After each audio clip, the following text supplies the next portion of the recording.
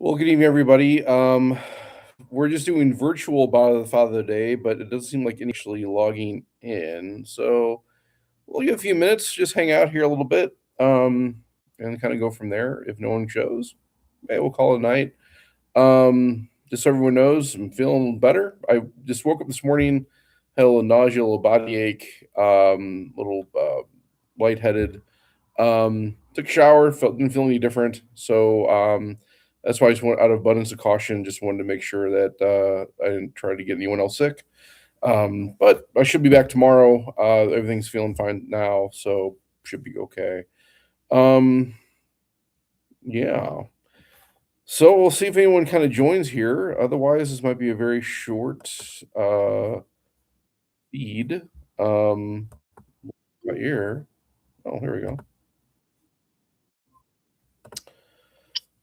Hi, John. Hey, Father. Well, right on time. Way to go. Oh, great. I wonder if I can. I actually have. I just made a comment. We just went live about a minute ago, and I said, "Yeah, I'm feeling better. Had a little nausea, body ache, a little lightheadedness this morning.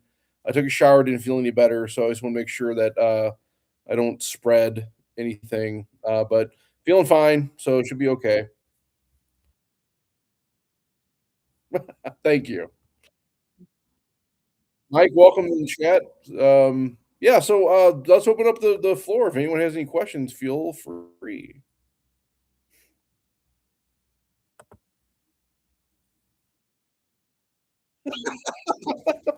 Well, I'm glad we did this then. That sounds good. All right, great. So, Mike, if anyone in the chat, if you guys have a question, please feel free to type them in. Otherwise, we just call it a night, I guess. I mean, I don't know. Whatever you guys want to do.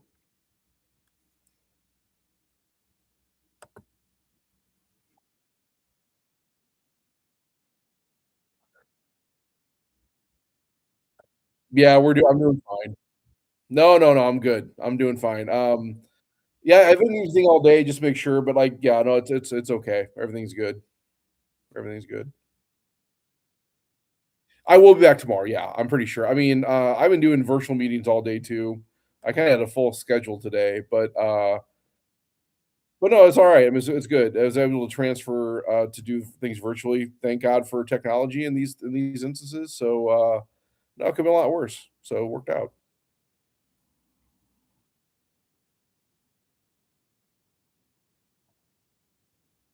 Oh wow. Yeah. Well, I mean, there's been a question even here at St. Anne. I mean, when I got here, I kind of had the question, well, should we do snow days anymore? I mean, because now with everyone having online presence, everyone has computers. Is there even a need to do snow days anymore? And the response I got was, "Well, that's up to you." And so my response was, "We'll do snow days," because I think it's good to have those snow days. I think kids, need a break. I think the staff and the faculty need a break every once in a while. Although the problem comes in where, like, you have, like we had last year, it was coming off the Christmas break, and we had this blizzard, or like today, today was everyone was off yesterday for the holiday, and so coming back today, if we had a snow, that'd been kind of an issue. So I think we can use that sparingly. I think we can kind of discern when it's good to use it, when not. But yeah, I mean, we had a similar situation a couple last semester. Um, the the street department said they wanted to get in, or the water department had to do something with the school, and they had to shut the water off. Initially, it was like an hour. We're like, okay, we can get dealt with that. Then they said it was half a day, and oh well, we probably need to at least have a half day that day, which we did. But the problem was, well, I think we had more of like, if you can make it great, if not, we'll just kind of and what was funny, they never turn off the water. So I think it's one of these instances where, you have an administrator who says, "Yeah, here's what we're gonna do." Then we actually get the technicians on the ground. They're like, "No, we didn't have to do that." So we got a similar thing happen. We just had a staff meeting today for Newman, and they were saying the same thing. They're gonna have to shut the water off at Newman, uh, coming up soon, and we're like, "Well, we'll see." So, yeah, I don't know. That's interesting.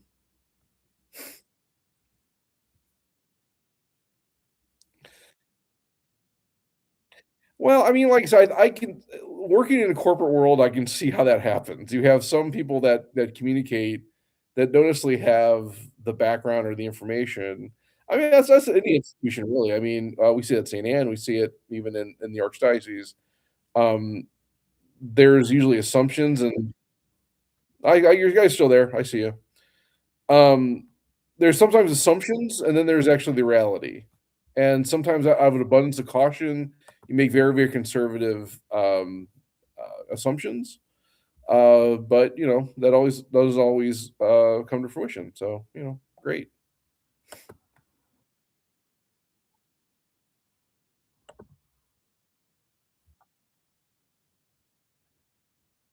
That's usually the case. And then but then you also get in the issue where like, okay, we were trying to be cautious, yes, but we want the kids to go back to school, yes, yeah. But also too, I think we also deal with this at least here at St. Anne, we deal sometimes with the reality that a lot of people don't necessarily have, um, devices or reliable internet service to actually, um, provide those things. So, it's always discernment, I think, in those things, and I think, fortunately, Mr. Raff does a great job in helping to discern those things, so yeah, I'm very blessed to be surrounded by very good staff.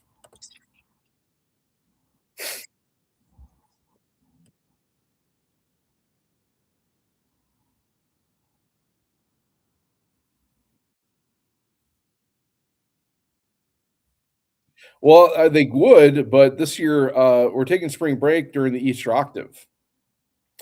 So, yeah, no, I think that actually it was a conscious decision. I always thought it odd that we have spring break during Lent, and to me, it always was. I mean, and again, I didn't necessarily have a spring break until like college. We didn't really have a spring break in high school, but it was always during Lent, and I always thought that was very weird because, like, well, I'm supposed to be fasting and, and doing all these things on a time of celebration. That seems like a contrary thing. So I think to combat that, yeah.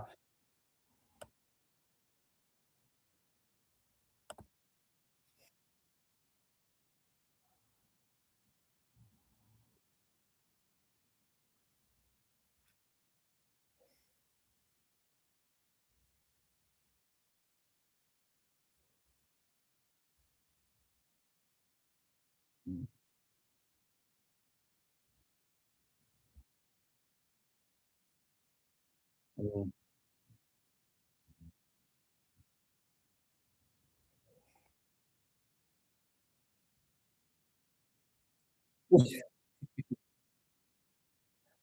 Well, to be fair on that, Ken, sometimes you get better deals during those times, especially depending on where you're going. So it could just be purely a economical decision, especially if you're going to like place like maybe the Holy Land or maybe like like Rome, because these are considered like off seasons. So it's like you get a little cheaper airfare, a little cheaper hotel. I mean, so yeah, yeah. Yeah, I think yes, it's hard. Your point's taken. I think that's why we're kinda doing it this way this year to kind of, I think it's good to celebrate the octave. I mean, and that's really what we're doing here. It's like, what is the purpose of our faith? If it's directed towards the passion, death, and resurrection of Jesus. So, if we're not gonna take the time to actually celebrate it, then what's the point? And I think there's a lot of other, pastors taking that tack too. I think there's other schools doing that this year, which is amazing. So, no, I think and that's what we're gonna see how it goes. I mean, because some people have been saying that, that's kind of a long break between like, we'll have President's Day, and then there's not another break really until spring break. Um, and I guess my response to that is, well, yeah, but we also have the entire summer off. I mean, so if this were if I compare this like, a corporate job or, any other job or like, like you guys with the job, we don't get summers off, right? So if you have to work, for what 50 days straight, well, yeah, that might suck. But we also have like half days in there. We also have other things.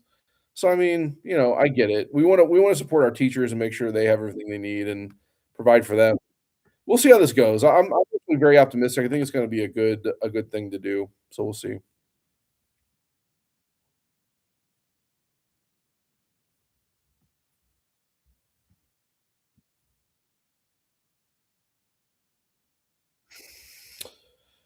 Not really. I mean, yeah, I usually don't get that information or, it usually goes out, kinda archdiocese wide, and then people kinda register, to, the archdiocese. I know that's yeah. So, I mean, I don't know, I haven't really heard. I know it usually gets a pretty good turnout. I got an email, asking for help for confessions, and I don't think I've responded. Well, one of them, I think, falls on the same day as the rite of election at the cathedral. I can't remember which one, if that's the women's one or the men's one. Uh, that might be some conflict. I don't know.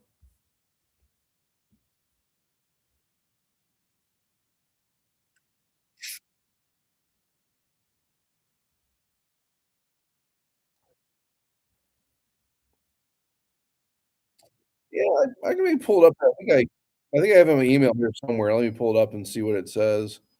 Um, yeah, I mean, sure.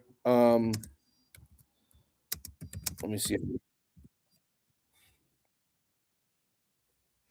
Yeah, that kinda actually works out too.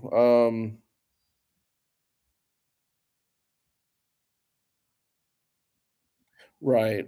Oh, that's what it is. February 7th, I'm already, engaged. That's the men's conference. That's coming up. That's only, like, 2 weeks away. Um, the 21st, I don't know what's going on that day. I gotta check the I they asked for confessors, and I haven't responded yet. Usually, I give, till the second go around, just kinda see who, who's available, who isn't. The other problem with me is Saturday's usually my day off, or, Friday and Saturday, so these are all Saturdays. It's a little difficult.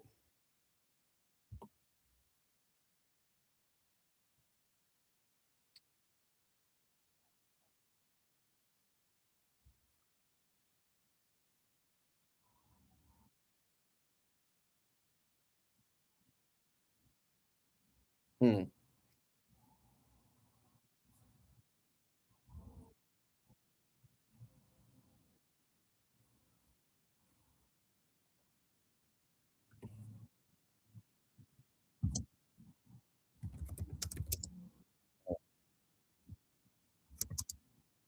Yeah.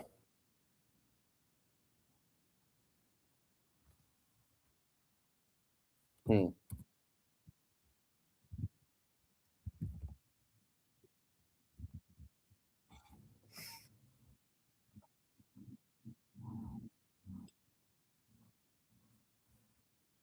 Mm.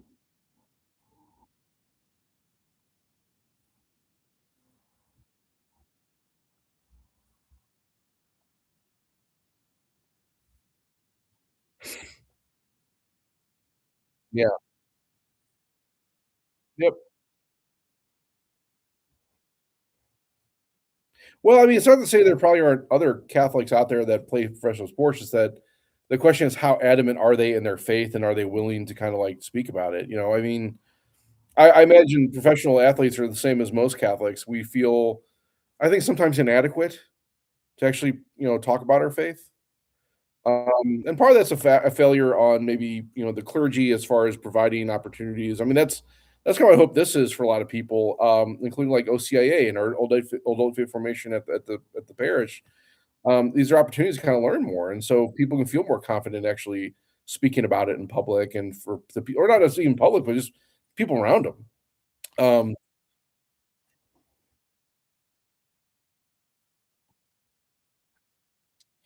uh, we have 5 candidates, 1 catechumen. So we have we'll actually have probably about, actually 8 people there because, we have 1 catechumen's being baptized, confirmed First Eucharist, and his 2 sons are gonna be baptized that night, and then we have 5 candidates, so we have about, I think 3 people that were baptized Catholic, and then the other 2 were baptized other denominations, so it's gonna be a great mix.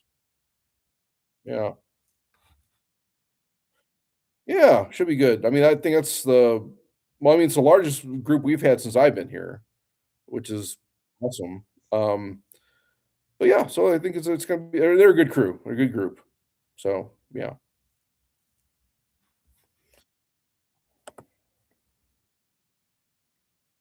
I think so. Or the Holy Spirit is. I mean, let's put I'll give him the credit. But no, I think that's a wonderful, testimony, um, and hopefully just keep on growing on that. I mean, and again, I mean, I always try to promote these things, not necessarily OCIA, but adult faith formation. I think it's important for us all to engage with that in many ways. I mean, how often you guys as catechists learn something in those sessions, and I think I do too every time I go to one of them.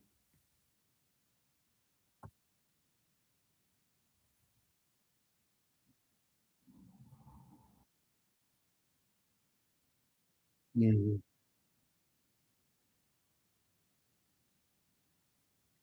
Right. Yeah. Well, it does make they make things more efficient.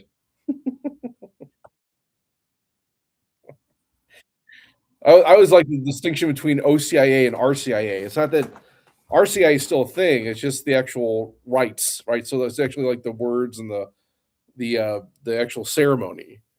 That's what RCIA is. OCIA is just the group, right? So, yeah, it's always a good distinction there.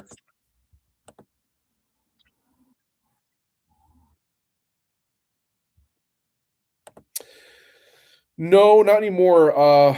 I understand I've been trying to get a hold of our contact there, and I talked to someone this last Sunday who knew him, and apparently the person's been sick. So, yeah, again, there's this illness going around, I guess, and so, no, I'm gonna try again this week and see if I can contact him, but if he's still out, I mean, that might be a I don't know. I mean, the time frame is a little bit, I mean, open. So in that regard, basically, all this person's really doing is presenting a concept to be used for the site.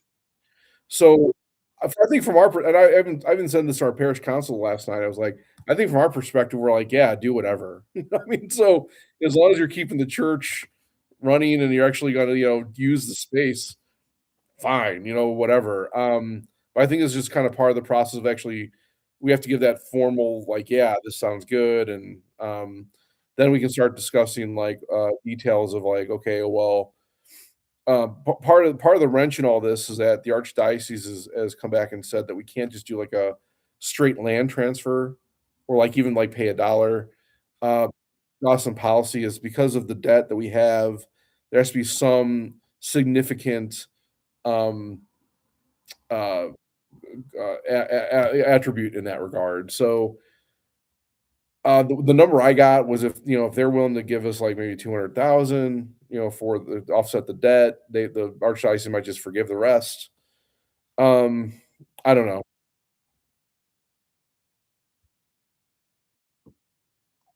Yeah,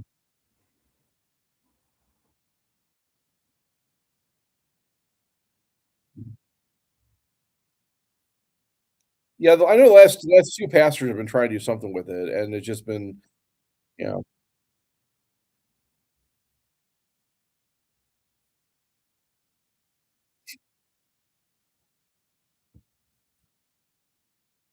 right. Yeah. I mean, I actually have all those files that, his letter that he sent, the initial letter that was discussing about, not worrying about the debt until the cash drawers get built up and all that stuff, and yeah, it's I mean, it's just, I understand the policy, and in reality, it's not that this actually is affecting anything practically, like, it's not like someone is, like, starving for this money in that regard. It's more so the issue of, like, if we were to do this process again at some point in the next 25, 30, 40 years. Yeah, yeah. Well, like I said, I mean, I think the issue at hand for us is that it's not so much the fact that it's affecting anything, it's just that if we were to go through this process again at some point, that was gonna be detrimental to St. Anne Parish, and that could be a grounds to say, "Well, we should, subsume you," and then it becomes an issue of like, "Okay, well, where does that go? Does it keep on getting farther and farther?" Um, no, no, I mean, as a matter of fact, I was kinda surprised, apparently our debt is, like, I think the 4th largest. but definitely not the smallest, but definitely not the highest. And so, there's a few other parishes dealing with the same thing. I mean, I think of our neighbors to the east, my friend over there, Father Scheider, yeah, he's dealing with a lot. He's got 4 buildings and, also debt from the other parishes, and there's kind of a big question about what to do.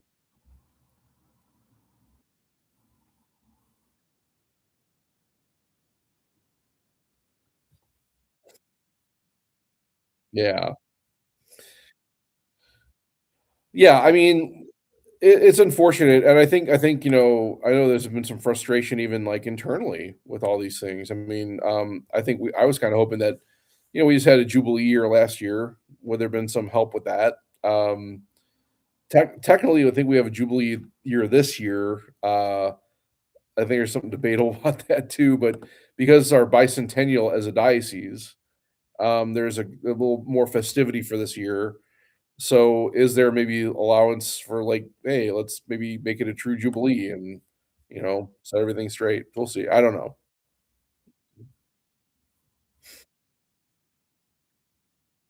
Yeah, but I mean, again, it's doable.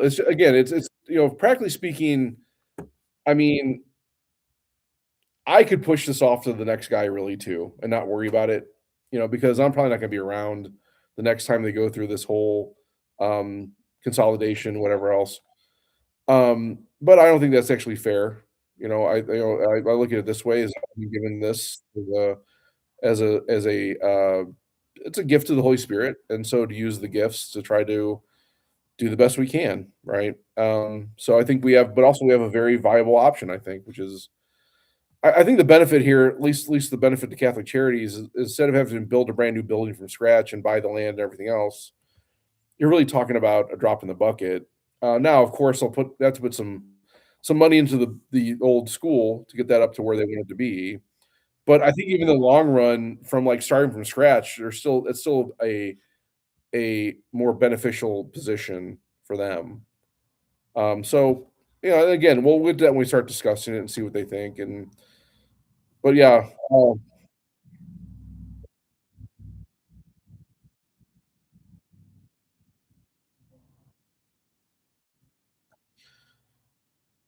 yeah, I think we were kinda thinking, by the end of this year, we should have something finalized. I think that's kinda the idea.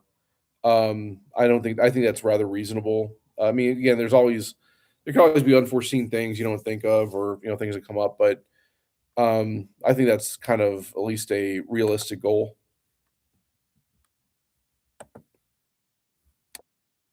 And I think, like I said, the great thing about this is keeping presentation as a church, as an active church, and I think that's really great. And I've even told the CEO and the president of Catholic Charities that I'm more than happy to come and celebrate mass at presentation. So if at least once.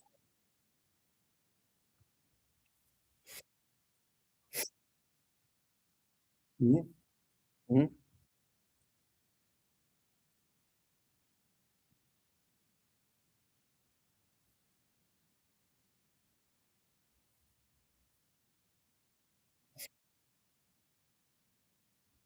Yeah, yeah.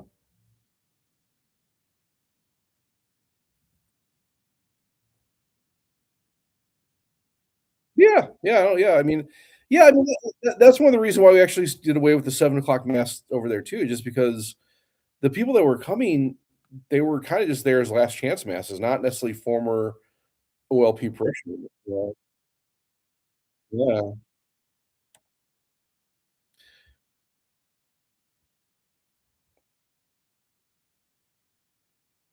Right, right. Well, I mean, that's the other thing too. I mean, it's not there's a lack of last chance masses in St. Louis. I mean, what St. Ferdinand has 6:30 mass.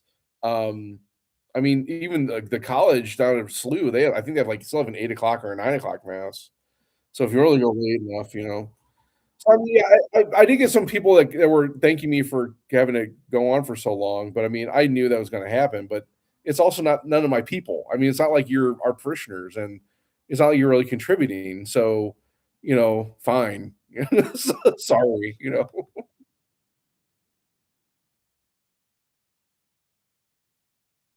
Mhm.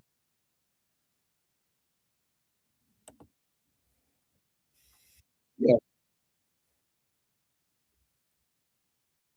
Well, I mean, I was actually hopeful. I was kinda hoping that we get, like, a big crowd that comes there and they're all former parishioners, and they all would, be there, and that'd be great, and that'd be good evidence to say, "Hey, let's make awesome. Let's keep on going." But, I don't. Oh, yeah, yeah. I mean, right, right, and that's the thing. I mean, that's fine, you know, I mean, technically, they're ours, but also, I can't force anyone to do anything, right? So if they wanna go someplace else, okay, you know? Mm,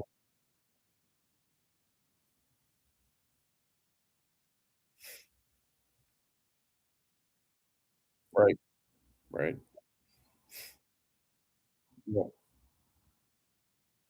Yes, and I mean, to that end too, I think people are gonna complain no matter what you do, so, and I mean, on the other side of that spectrum, I think there were people also mad that I was having a 7 o'clock mass there, so it's like, okay, you know, um, for sure, for sure, yeah,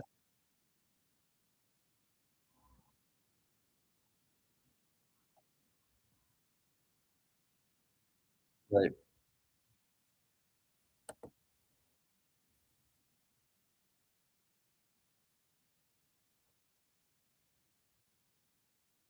so late.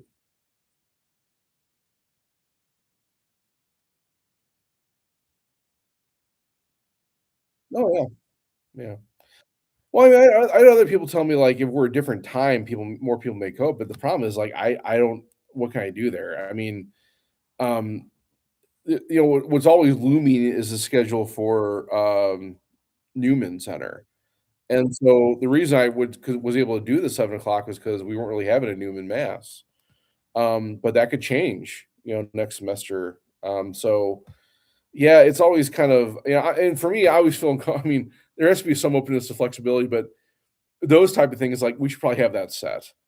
So, it's like if we're not gonna have a Newman Center mass, um and that's always crazy because you might get a lot depends on the population of the student body there too. So, if we get like, next semester, if we get a bunch of influx of out-of-state kids that are living in the dorms, then it would make sense to have an evening mass for them. But, otherwise, we're like, well, and the other thing to consider too is I don't know how much longer I'm gonna have Father Vincent. I mean, he might be he's supposed to be leaving, at the end of July, so if and when he leaves, it's just me. So, yeah. No. No. Well, we can't afford it. I mean, that's the other problem too. Taking on associate, the parish has to take on the salary and all that other stuff too.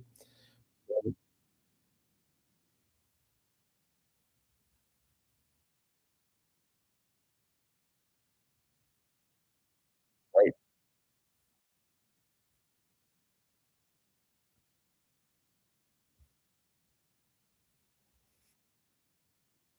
Well, the way you can combat that is you have everyone register. And then you say, "Hey, look at this influx of people I have now over 1,000 people, I need an associate," right? Because he might. I mean, I'm not sure how many people come through the door over there at All Souls, but, I mean, between the Spanish and Anglo. Yeah,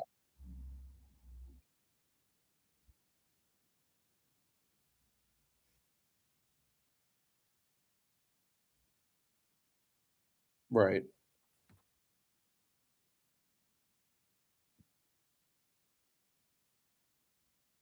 right. Yeah, exactly, it's a violation of canon law.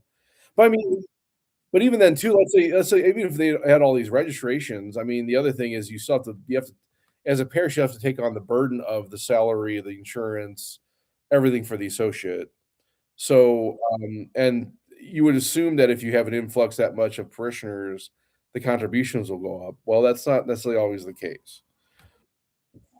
So it's kind of a rock and a hard place a lot of times for especially for him over there.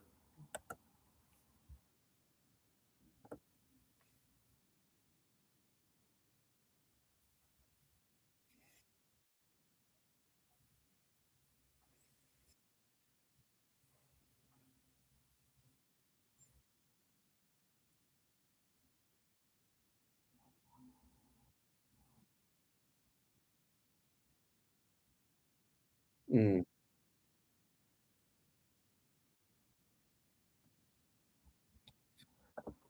Yeah, I get that, but I mean, you can only do so much, and the fact you even have those options, I mean, good, you know? Sure. I think it really comes down to is what's the most important thing in your life for you, right? I mean, well, I mean, you even today, there are people that will travel miles to go to mass, right? And it's only maybe 1 mass on Sunday. Those kinda came out in All Things New, is this kind of discussion about, like, how we as St. Louisans are rather spoiled when it comes to these things. Um, I mean, I know living in areas like especially, like, in Charleston, um, it was kind of it took some finagling sometimes to find the right mass to get to, or even especially for, like, a daily mass. So, I don't know, I mean, I get it. I mean, especially if you've been in this situation for so long where it's like, "Hey, we can go any mass we want. We got, like, 5 different options." Yeah, that can be a problem when you start changing those things, but it's also like, well, again, what's the most important thing in your life? Um, mhm,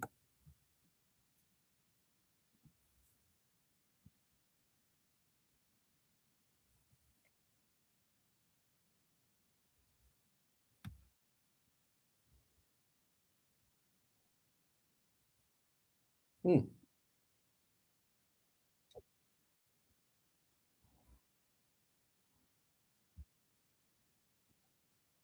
mhm, yeah. Well, I mean, we got that right now going in St. Louis. I mean, there's some guys who are yeah, they kinda do that. It's like going back and forth every weekend, or they rotate through the different churches that they have in their parish, you know? Or the parishes they have, you know? Yeah, I mean, I think I first experienced that, I was my sister lived in Baltimore, for some time, and I think it was right after I entered the seminary.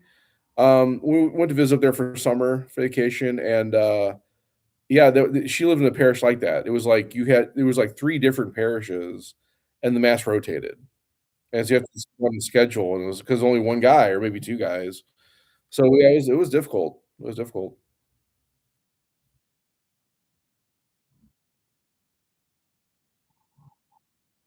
Yeah. Yeah, yeah. I mean, that's the thing, like, you could make the "Oh, I didn't know where it was," "Okay, well, yeah." Right, right, right. I mean, yeah, I mean, that can exempt you, I mean, so it just kinda depends. I know I have a cousin who, her home parish, basically her parish most of her life was St. John the Baptist down in South City, and she now lives in St. Raphael's. Actually, she lives right across the street from St. Raphael's. And she's homebound, but she still keeps track of St. John the Baptist, and because St. John the Baptist combined with my home parish of Immaculate Heart of Mary, as well as St. Stephen's. They're all now one parish now, and now the way the priest down there is doing it, he's kind of rotating through the different churches, which okay, but it's she finds it very frustrating because she just wants to go to St. John the Baptist. That's her parish. Well, I don't know.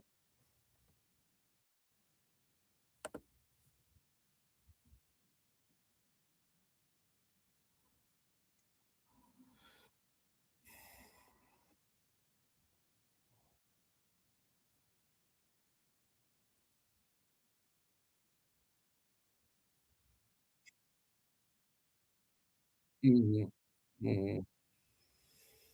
Yeah, I think I talked to him when did I talk to him last? I talked to him he called me last week, I think. He was talking about he has a priest on there that passed away, and I guess his home parish was St. Mary Magdalene's. He was trying to find what's going on over there. He called me. He's like, who do I contact? So, uh, I believe it. That that's very true. Well, good. Well, yeah, thanks for calling in. And anyone on the stream, if you're in the chat there, if you want to type in a message or type in a question. Otherwise, I think we'll call it a night and kind of a short one night. But hey, I'm glad you guys came. All right. No, I'm actually, yeah. I think it was just I took a nap this morning. After I got off the nap, I was like, okay, there was a little bit, but it got better as the day went on. So, yeah. All right, guys. We'll see you later. All right. Well, we'll see everyone next week. Hopefully, it'll be in person. So stay tuned, and we'll see you next Tuesday, 6:30 at the St. Anne Dining Room or here online. So God bless. Have a good night, everyone.